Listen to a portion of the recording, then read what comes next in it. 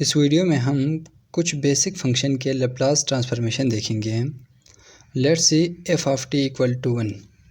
अगर आपके पास फंक्शन एफ ऑफ टी हो विच इज़ इक्वल टू 1, तो इसका जो लैप्लास ट्रांसफॉर्मेशन बनेगा capital F of X equal to 1/s और एस पे कंडीशन है ग्रेटर देन 0। अब लैप्लास ट्रांसफॉर्मेशन कभी निगेटिव नहीं हो सकता और इन्फिनिटी नहीं हो सकता, इस वजह से इसको क्या है, ग्रेटर होना चाहिए 0 से। इसी तरह next function F of X equal to E की power AT, exponential power AT अगर आपके पास फंक्शन है तो इसका जो लैप्लास ट्रांसफॉर्मेशन बनेगा capital F of X equal to 1/s minus a।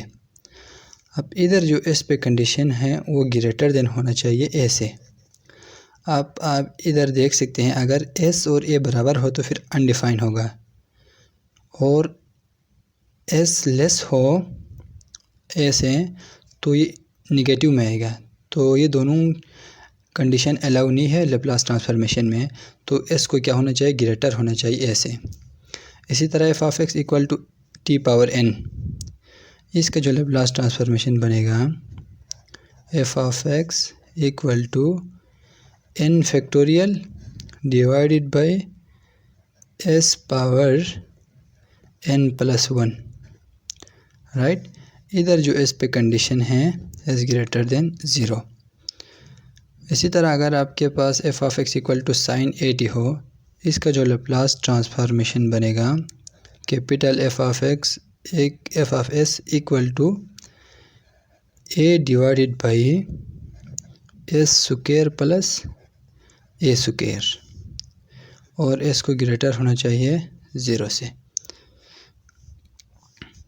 F of T equal to cos AT का क्या होगा Laplace transformation, capital F of S equal to s divided by s square plus a square, right.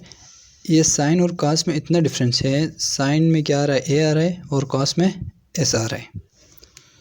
इसी तरह F of T equal to sine hyperbolic AT, तो इसका जो Laplace transformation बनेगा ये बहुत ही सिंपल है, a divided by s square minus a square.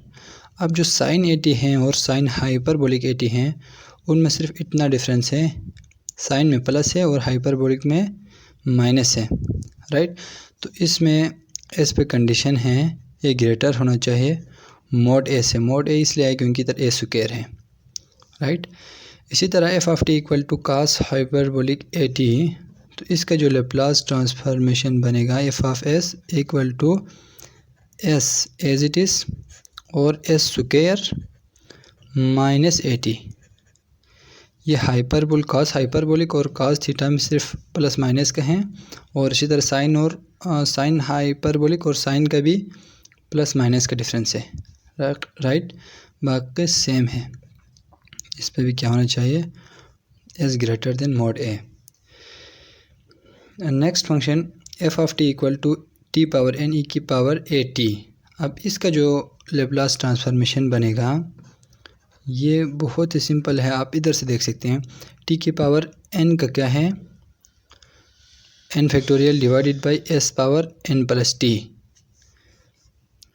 n factorial s power n plus 1, right. ये किसका है, t का है, t पावर n का। अब e पावर AT का जो लैप्लास ट्रांसफॉर्मेशन है वो है